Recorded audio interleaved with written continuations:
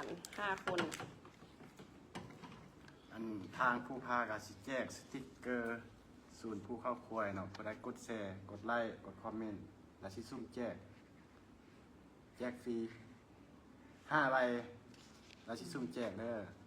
แล้วอีโคถามเลยวะถาม ว่า แบบอยากรู้สึกตอนนั้นตอนอยู่ในถ้ำมันนะความรู้สึกมันเป็นอะไรตอบได้ยังตอบก็ตอบอะไร ประเด็นใด คือตอนแบบเขาออกมาแล้วสินะแล้วความรู้สึกมันเป็นอะไรตอนที่โอ้โหข่าวใหญ่ผู้ผาบ่ธรรมดา มีเจ้าของแบรนด์ดัง มีเจ้าของขายออนไลน์ติดต่อมาให้มื้อวันนี้ไปนั่งไล่สด โอ้โหลีลาท่าทางเป็นจังไดจะพาทุกคนไปติดตามในคลิปนี้สบายดี FC แฟนคลับของผู้ผา FC แฟนคลับของชาวบ้านพันไซและชาวเมืองล่องแจ้งมาพบมาพ้อกันคลิปนี้แต่เศร้าๆคลิปทำอิฐ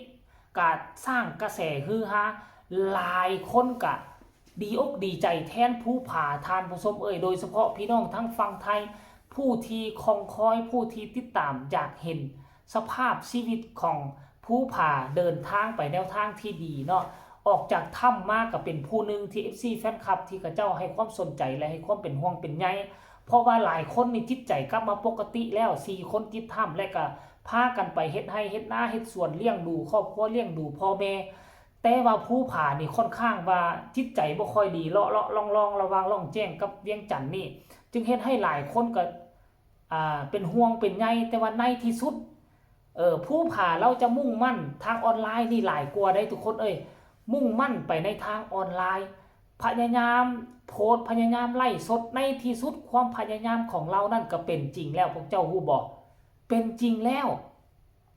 มื้อวานนี่นะอันนอนอยู่ที่สมาคมกู้ภัยสายภูเขาควายอยู่ดีๆตกตอนแรงมามีคนกิ่งกลางหาโทรหาบอกว่าให้ผู้ผามาหาด่วนน่าจะอยู่เขตบ้านสว่างเมืองเดียวเมืองไซธานีแหละมาหาเดว่าซั่นไล่สดร่วมกันแต่ว่าการมาไล่สดครั้งนี้นี่บ่ได้ว่าจ้างมาได้บ่ได้ว่าจ้างมาจ้างเจ้ามาไล่สดหรือว่าจังไดจ้างค่อยก็บ่ฮู้น่าจะมีค่าน้ำมูกน้ำมันนั่นแหละมาไล่สดน้ำกันเป็นเวลาหลายชั่วโมงเติมเนาะไล่สดอยู่อันนี้เป็นครั้งแรกอาจจะเป็นครั้งแรกบ่ครั้งที่2เนาะครั้งที่2ในการไล่สดขายของครั้งก่อนตอนที่เพิ่นศึกออกมาใหม่ๆนี่ก็มีคนเอาไปไล่สดขายของน้ำกันและครั้งนี้ก็มีคนเอาไปไล่สดขายของไล่สดขายของนี่ขั้นก่อนแล้วนี่ว่ามีคนซื้อมีคนสนับสนุนซื้อผลิตภัณฑ์ของเขานั่นนะเจ้าของแบรนด์เพิ่นจะเอาแต่ค่าต้นทุนว่าซั่นเด้จะเอาแต่ค่าต้นทุนส่วนกำไรหั่นจะโยนให้ผู้ผาเพื่อเป็นการสนับสนุนเพื่อเป็นการให้ผู้ผามีเงินมีคำแล้วก็จะได้ใช้จ่ายนั่งรถลงไปสวรรคเขตไปบวชนั่นเองท่านผู้ชมเหตุการณ์จะเป็นแนวใดการไล่สดของผู้ผานี่จะมีลีลาท่าทางคือแนวใดจะผ่านหรือบอก็ขอให้ทุกคนไปชมคลิปเรานี่พร้อมๆกันเลยนะห้ามหัวเด้อทุกคนและก็ห้ามคอมเมนต์ในสิ่งที่บ่ดีภัยก็ต้องมีจุดเริ่มต้นเส้นเดียวกันเนาะจุดเริ่มต้นมันก็ต้องเป็นแบบนี้เดี๋ยวข้าง2ข้างไปข้างที่3ข้างที่4ข้างที่5เดี๋ยวก็จะเก่งไปเองนะท่านผู้ชมพอผู้ผาเก่งอยู่แล้วเรื่องเว้าเรื่องว่าไปชมคลิปนี้พร้อมๆกันเลยฝากอุดหนุนทางเฮากับเพื่อนเด้อช่วยเหลือกันเพราะว่ายอดกำไรที่ได้ขายนะเพราะว่าขายราคาที่ถูกเนาะแล้วกำไรที่ได้ก็สิให้น้องแล้วเฮาก็เอาต้นทุนไว้ทีนะแล้วกำไรก็สิแบ่งให้น้องเป็นทุนเป็นฮอนไผมีคำถามยังอยากถามมาได้เด้อถามเกี่ยวกับมืดก็ได้หรือจะถามเกี่ยวกับลากก็ได้ดิเงินใกล้เคียงเขาได้4,000 กิบอันใดที่ผู้พาตอบได้ก็สิตอบอันใดตอบบ่ได้ก็เปลี่ยนเป็นซื้อภูผาเนาะผู้พาคภูผาคำอันใดที่น้องตอบได้น้องก็สิตอบอันใดที่น้องตอบบ่ได้ก็น้องก็สิบ่ตอบเนี่ยนะสุดหลายสุดของบ่ค่อยขึ้นคันว่าโพสต์คลิปนี้จะขึ้นดีคลิปเลียวเนี่ยขึ้นดีคุณเบิ่ง 4-5 หมื่นคุณเบิ่งเป็นแสนเห็นอยู่ฮอต16 คนแล้วใครที่กดเซรายงานตู่เลยเด้อสิแจกเด้อนี่สิแจกให้1 ขวด5 คนเด้อแต่ตัวนี้จำมาได้3 อัน5 คนอันทางผู้พากาสิแจกสติ๊กเกอร์ศูนย์ผู้เข้าครัวเนาะผู้ใดกดแชร์กดไลค์กดคอมเมนต์ แล้วสิซุ่มแจกฟรี5ใบแล้วสิซุ่มแจกเด้อ เพื่ออีโคถามเลยวะถาม ว่า แบบอยากรู้สึกตอนนั้นตอนอยู่ในถ้ำมันนะความรู้สึกมันเป็นอะไรตอบได้ยังตอบก็ตอบอะไร ประเด็นใด คือตอนแบบเขาออกมาแล้วสินะแล้วความรู้สึกมันเป็นอะไร ตอนที่ได้ออกมาแล้วกับตอนที่อยู่ในฮะ ตอนอยู่ใน คิดว่าตัวเองสิได้ออกมาบ่ คิดอยู่เลย คิด คิดเพราะว่าทางครอบครัวเพิ่นก็ไปสอบเฮาอยู่เพิ่นก็ไปนำเดียวในตอนนี้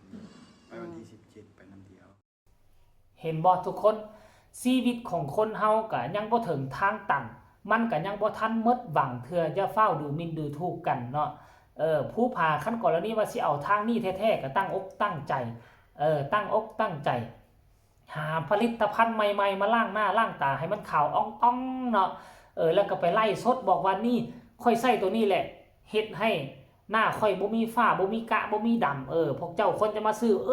คันผู้ใดมีสบู่ที่เฮ็ดให้หน้าขาวหน้าใสนี่ควรจะติดต่อมาหาผู้ผ่าได้แล้วได้ติดต่อมาหาผู้ผ่า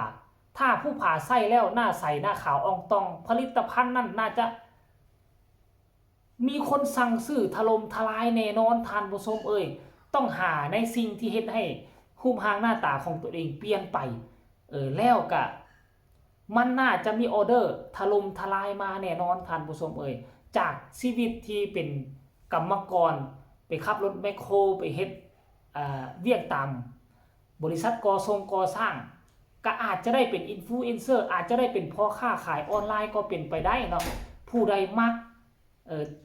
ผู้ผ่าเป็น FC ผู้ผ่าถึงแม้ว่าบ่อยากใช้ผลิตภัณฑ์นั้นพวกเจ้าก็ช่วยกันซื้อแด้เพราะผู้ผ่าเพิ่นบ่อยากรับเอาเงินที่คนแบ